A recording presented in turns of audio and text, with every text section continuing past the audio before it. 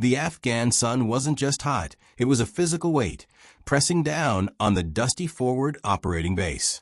Staff Sergeant Eva Rostova existed within a small bubble of shade. Her entire world narrowed to the components of the M107 anti-material rifle laid out on the olive drab mat before her. Her hands, steady and sure, moved with a ritualistic precision. Each piece was cleaned, oiled, and reassembled with a quiet reverence. This wasn't just maintenance, it was a sacrament, a prayer for reliability. A few feet away, her spotter, Private Davis, fidgeted with his own gear. "Think it's going to be quiet today, Sarge?" he asked, his voice still holding the new guy eagerness that time hadn't yet sanded away. Eva didn't look up. "It's never quiet, Davis. You just stop hearing it after a while."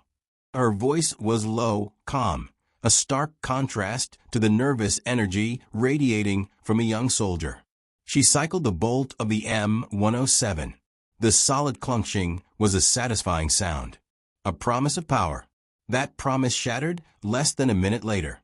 The frantic call exploded from the radio handset lying between them. "Red Dog Actual. This is Patrol Kilo. We are pinned down. Repeat, pinned down by a heavy machine gun nest. Grid Eliminations 7. The coordinates were spat out, laced with static, and the unmistakable crack of incoming fire in the background. Davis's eyes went wide. Eva's did not. Her focus simply shifted, sharpened. In one fluid motion, she shouldered the massive rifle, her body settling into the familiar, solid posture of a shooter. Davis scrambled to his spotter's scope, calling out the wind, the distance. 1,200 meters, Sarge. Heat mirage is significant. Eva's eye pressed against the scope. The world dissolved into a shimmering, magnified tunnel. She found the target, a flicker of movement from a fortified position on a distant ridge. The enemy machine gun flashed a tiny, deadly spark. She could hear the panicked breaths of the patrol leader over the radio. "They're walking it in. We need suppression now." Her fingers slid into the trigger guard.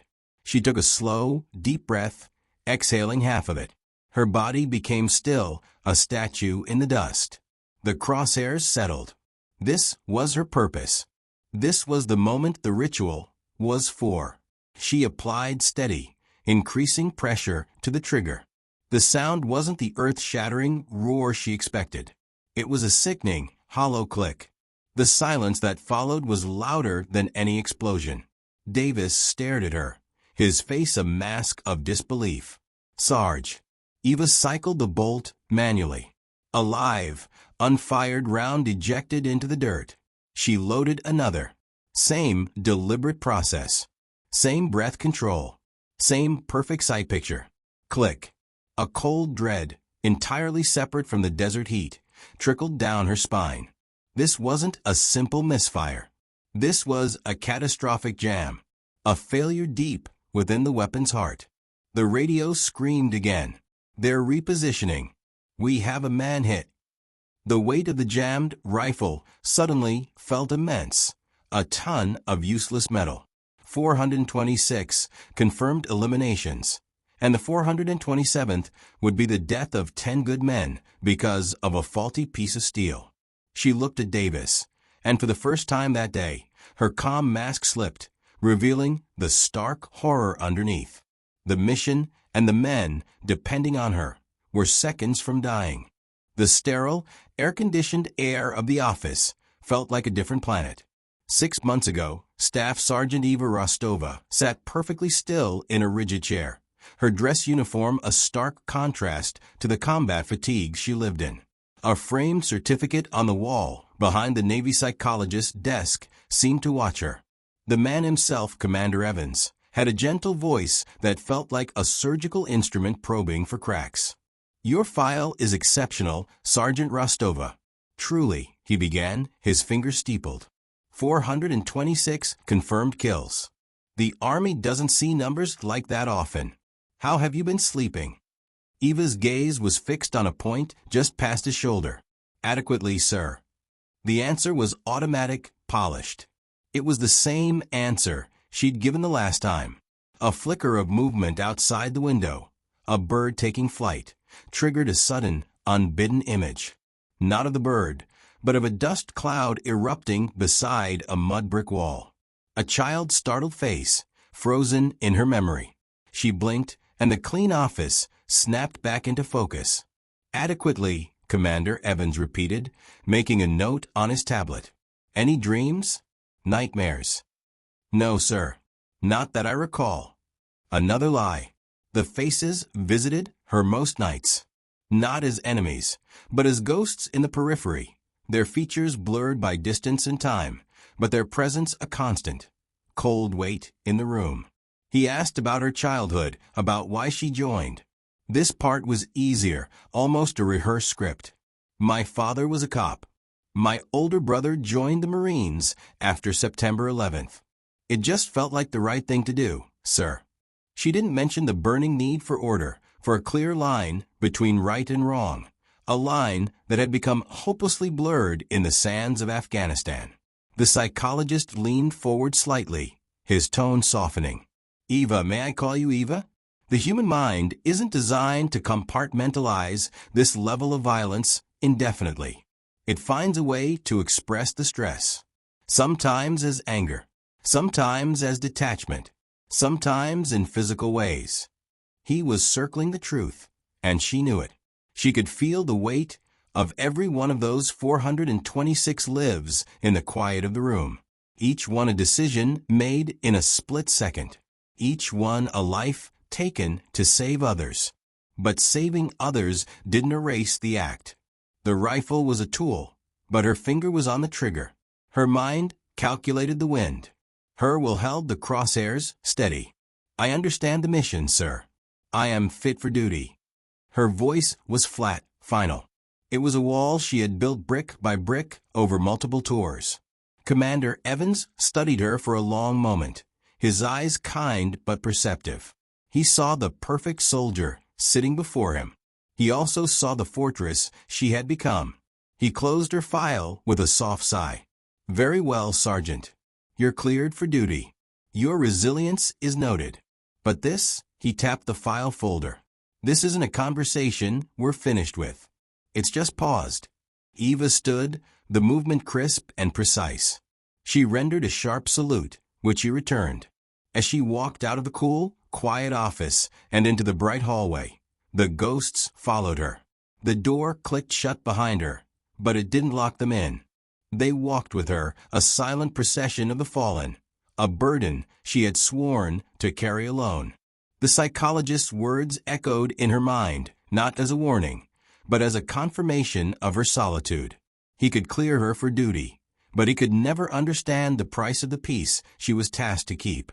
The world had narrowed to the sound of her own heartbeat and the frantic, staticky pleas from the radio. The jammed M107 was a dead weight, a betrayal of the highest order.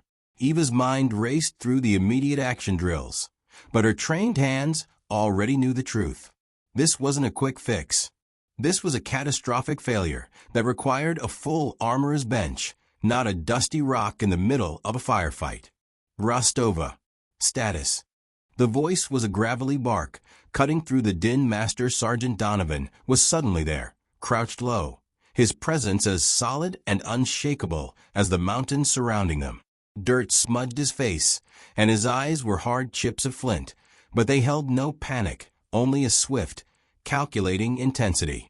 "Bolt seized, Master Sergeant," Eva reported, her voice tight. "It's a hard jam. I can't clear it." The admission tasted like ash. To admit failure, here and now, was a physical pain. Donovan didn't berate her. He didn't snatch the rifle away. His gaze flicked from her face to the distant ridge where the enemy machine gun continued to spit fire. Then to the terrified face of Private Davis. The patrol's radio operator was screaming now, the words dissolving into a raw, guttural shout. "They've got Miller. He's hit bad. We're not going to make it." In that suspended second, Eva saw the entire calculation happen behind Donovan's eyes. He could try to fix the unfixable. He could take over as spotter and try to talk her through using a standard rifle for an impossible shot. Or he could do what he did next. With a fluid, decisive motion, he unslung the rifle from his own shoulder. It was an M110, a smaller, lighter precision weapon compared to her massive M107. It wasn't designed for the extreme range, but it was accurate, and it worked. He held it out to her, the stock first. "Make it count, Sergeant," he said, his voice low, but carrying over the crackle of gunfire. The gesture was so profound it stole her breath. He wasn't just handing her a weapon. He was handing her the mission. He was affirming, in the most tangible way possible, that she was the only one who could do this. It was an act of faith that went beyond rank, beyond protocol. It was the trust of one warrior for another. Eva's hands, which had been frozen in frustration, reached out and took the rifle. The familiar feel of the polymer stock was a shock of normality. As her fingers closed around the pistol grip, Donovan was already moving, bringing his own carbine up and laying down a fierce stream of suppressing fire toward the ridge. He was drawing their attention, making himself a target to give her the seconds she needed. "Davis," Eva said, her voice finding its old, cold center. "New data." Now, the young spotter, jolted into action, pressed his eye back to the scope. Winds holding steady from the east. 2 meters per second. Range, still 1,200.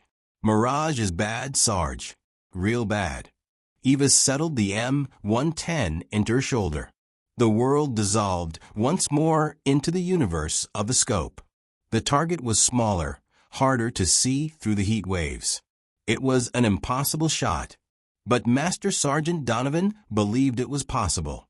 For him, and for the 10 men dying on that hillside, she would make it possible. She took a breath, and the chaos of the battle faded into a distant hum. The world inside the scope was a shimmering, hostile place.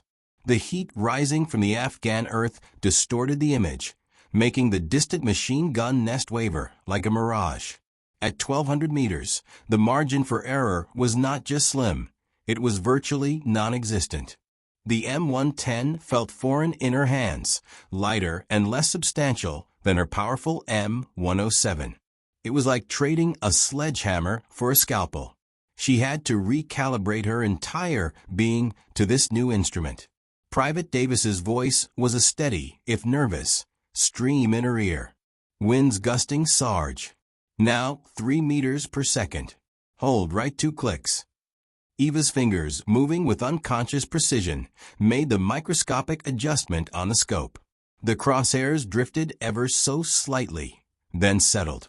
Behind her, the controlled roar of Master Sergeant Donovan's carbine provided a brutal rhythm section to the symphony of the firefight. He was pinning the enemy down, buying her time with his own safety. She blocked all out. The frantic radio calls, the zip of incoming rounds, the smell of cordite and dust. It all faded into a dull background hum. Her universe was now comprised of 3 points: her eye, the crosshairs, and the tiny, fleeting figure of the enemy machine gunner as he repositioned his weapon. She could see the glint of the barrel, a dark slash against the brown rock. Her breathing slowed. In-out. Her lungs emptied, and her body settled into a state of absolute stillness. The wavering of the target seemed to lessen, the chaotic dance of the heat mirage calming as she entered a shooter's trance. This was no longer about a number. The 427 that would be etched into her soul was not a record of death, but a receipt for life. This shot was for the wounded man, Miller. It was for the patrol leader whose voice was cracking with strain. It was for the 9 other soldiers clinging to the dirt. She saw the gunner pause, finding his new position. It was now or never. Her finger rested on the trigger. She applied steady, increasing pressure. There was no jerk, no anticipation. The rifle became an extension of her will. The crack of the shot was sharp and clean, a single, definitive statement in the cacophony. The recoil was a firm push against her shoulder, familiar and reassuring. For a heart-stopping second, there was only silence. Eva cycled the bolt, her eye never leaving the scope, ready to send a second round if needed. She watched the distant position. Davis's voice broke the silence, filled with a disbelief that quickly morphed into triumph. "Hit. Sarge, you hit him. The gun is down. It's silent." Through the scope, Eva saw the machine gun lying still, its deadly chatter extinguished. A wave of relief, so potent it felt like a physical weakness, washed over her. She didn't cheer. She didn't smile. She simply exhaled a breath she felt she had been holding for minutes. She lowered the rifle and looked over at Master Sergeant Donovan. He had stopped firing. He met her gaze and gave a single, slow nod. It was all that needed to be said. The shot had been made. The men were saved. The weight of the moment was immense, but it was a weight they now shared. The frantic energy of the firefight had bled away, leaving behind the profound, ringing silence of the Afghan night. The patrol had been extracted, the wounded soldier evacuated. A tense quiet had settled over the forward operating base, punctuated only by the distant generator's hum and the soft footsteps of sentries on the perimeter wall. In a dimly lit maintenance tent, Master Sergeant Donovan worked alone. The air smelled of gun oil and dust. Before him, on a stained wooden bench, lay the pieces of Eva's failed M107. His large, capable hands, which could be so brutal in a fight, were now gentle and precise. He disassembled the rifle with the care of a surgeon, each component laid out in a specific order on a clean rag. He cleaned the carbon buildup from the barrel, wiped down the trigger assembly. The rifle had failed, but it was still a soldier's tool, and it deserved respect. He reached the bolt carrier group, the heart of the weapon. It was here the jam had occurred, a tiny piece of metal shaving lodged in a place it should never have been. He held the heavy metal bolt under the bare bulb of his work light, turning it slowly. The jam was obvious, a grotesque distortion of the finely machined steel. As his thumb rubbed over the surface, feeling the rough spot, he felt something else. Not a gouge from the malfunction, but something deliberately smooth, intentional. He squinted, bringing the metal closer to the light. There, etched with a fineness that spoke of immense patience and a very sharp tool, were marks. Tiny, perfect hash marks, like those on an old prisoner cell wall. They covered a small, flat section of the bolt carrier, so subtle they were almost invisible to the naked eye unless you were looking for them. He had to tilt the metal, just so for the light to catch the grooves. His breath caught in his throat. He started to count them, his finger tracing each line. They were grouped in clusters of 10, with a longer line every 50. The count was meticulous, absolute. He reached the end. 427. And beside the final mark, tiny but unmistakable, were the initials ER. Donovan lowered the bolt, his hand suddenly feeling the immense weight of it. This wasn't bravado. This wasn't the tally of a braggart. This was a secret record, a silent confession made to the only witness that truly understood, the weapon itself. Each mark represented a breath held, a crosshair steadied, a trigger squeezed. Each one was a life taken, a decision made in a split second that echoed for a lifetime. He thought of Eva's calm demeanor, her professional distance, the wall she had built around herself. He had always seen a supremely competent soldier.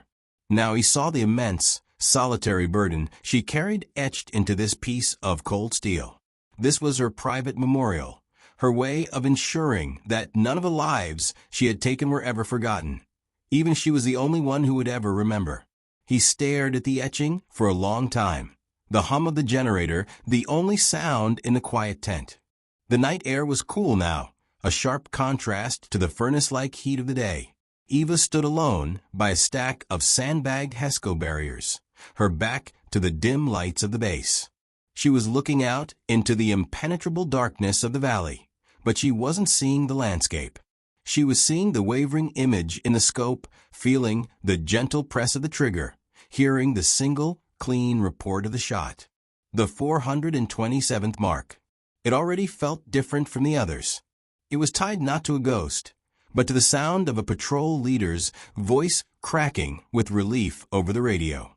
She heard the crunch of boots on gravel behind her. She didn't need to turn. She knew the rhythm of that walk. Master Sergeant Donovan came to a stop beside her, not too close, respecting the space around her. For a long moment, neither of them spoke.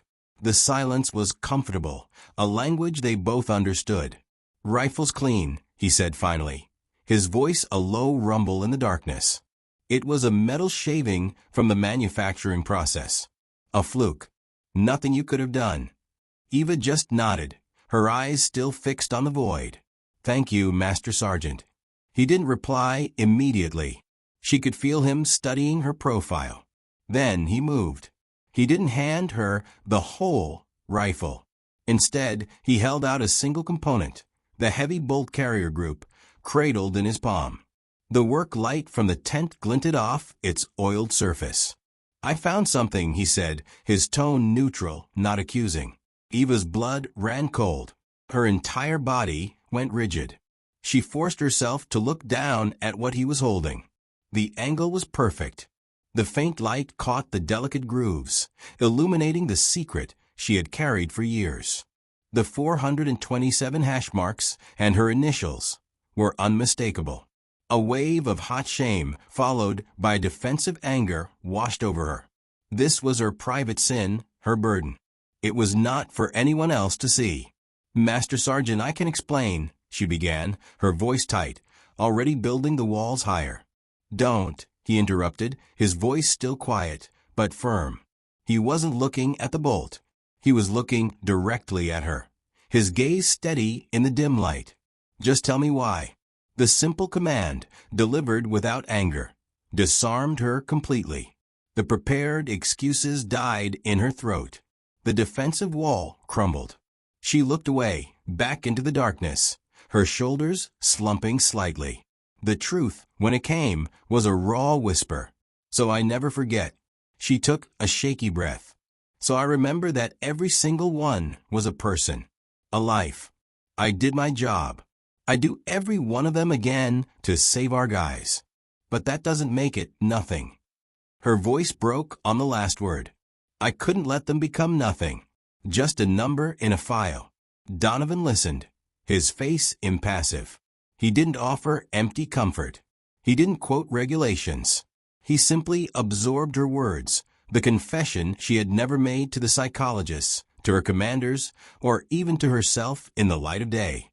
After a moment, he gave a slow, understanding nod. He looked down at the etched metal in his hand, not as evidence of a crime, but as a testament. "I understand," he said. The two words were heavier than any metal. He turned and walked back toward the lights, leaving her alone with the night. But for the first time, the solitude felt different. It felt shared. The sun beat down on the pristine tarmac of Bagram Airfield, a world away from the dust and grit of the forward operating base. A crisp breeze snapped at the flags lining the parade ground. Staff Sergeant Eva Rostova stood at rigid attention, her dress uniform starched and uncomfortable. Before her, a general with a chest full of ribbons was pinning a medal to her jacket, the Distinguished Service Medal. The citation was read aloud, a booming voice echoing across the assembled ranks of her unit. It spoke of valor, of professional competence, of saving the lives of 10 soldiers in the face of extreme adversity.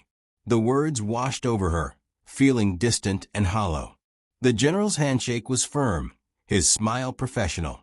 The camera flashes popped, capturing the moment for official records and hometown newspapers. The crowd of fellow soldiers and support staff clapped politely. It was a perfect picture of military recognition. But to Eva, it felt like a performance. She was playing the part of the hero, but the person they were celebrating felt like a stranger. Her mind wasn't on the tarmac. It was back in the heat haze, looking through a scope at a distant ridge. It was on the feel of a different rifle in her hands, the one handed to her with absolute trust. It was on the sound of a jammed bolt clicking uselessly. The metal on her chest felt heavy, but it was the wrong kind of weight. It was the weight of public ceremony, not the private burden of truth. She accepted the recognition with a sharp salute and a face of carved stone, the model soldier. But behind her eyes, she was miles away, counting not accolades, but ghosts. The ceremony concluded. The general moved down the line to pin medals on others. The formation was dismissed, and the neat rows dissolved into a chattering, relaxed crowd. Soldiers slapped each other on the back. Families took photos. Eva stood motionless for a moment, adrift in the sea of celebration. The noise and the backslapping felt alien, an intrusion.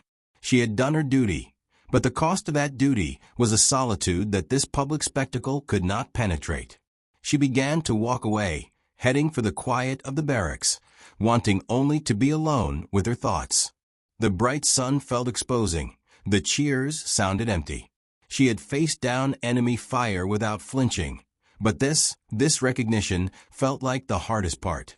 It demanded a version of herself that she could no longer access. She felt a profound disconnect, an invisible wall separating her from everyone around her. She had been honored for her skill, but the reason for that skill, the terrible, necessary calculus of life and death, remained locked within her, a secret etched in metal. The ceremony was over, but her war was a quiet, internal thing that no metal could ever end. She had only taken a few steps away from the crowd, the hollow weight of the new metal heavy on her chest, when a voice stopped her. Rostova. It was Master Sergeant Donovan. He wasn't smiling, and he carried no camera. He simply stood there, his own dress uniform looking more like a tool he was forced to wear than a symbol of honor. The boisterous sounds of the celebration seemed to fade into a dull murmur around them. Eva turned, her face a careful mask of neutrality, expecting a word of congratulations or a reminder about some administrative duty. Instead, Donovan simply reached out. He didn't offer a handshake or a salute. He pressed a small, cool, heavy object into her palm. His hand closed over hers for a brief second, a gesture of startling intimacy in the middle of the formal environment. Then he stepped back. Confused, Eva looked down. It wasn't a medal. It was a challenge coin, but unlike any she had ever seen. It was weighty, made of solid brass. One side bore the sharp, familiar emblem of their unit. Her thumb traced the raised metal. Then, slowly, she turned it over. Her breath caught, etched into the opposite side, with the same exquisite precision as the hash marks on her rifle bolt, were 3 numbers, 427, and beneath them 2 words, "We remember." The air left her lungs in a soft, shuddering sigh. The carefully constructed walls around her heart, the professional detachment she wore like armor, crumbled in that instant. This was not recognition for a single act. This was recognition for all of it, for the cumulative weight, for the silent burden, for the faces she saw in her dreams. He wasn't honoring a number. He was acknowledging the sacrifice behind every single one. She looked up from the coin and met Donovan's gaze. His eyes held no pity, no empty pride. They held only a deep, unshakable understanding. He knew. He knew the true cost of the medal already pinned to her chest.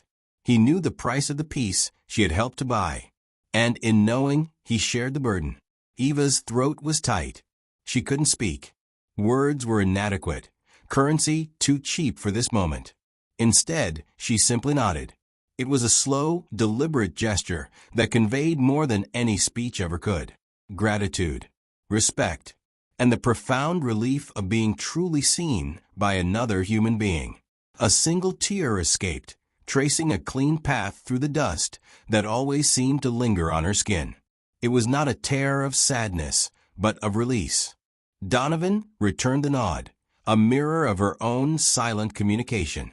Then he turned and walked away, melting back into the crowd, leaving her standing alone. But for the first time in a very long time, Eva did not feel alone. She closed her fingers tightly around the coin, feeling its solid, real weight in her hand. It was a touchstone, a silent promise that she did not carry the memory of those 427 souls by herself. She looked out past the airfield towards the mountains, And for the first time, the horizon held a sense of peace, not just a promise of more war. The ceremony was over. The real recognition had just begun.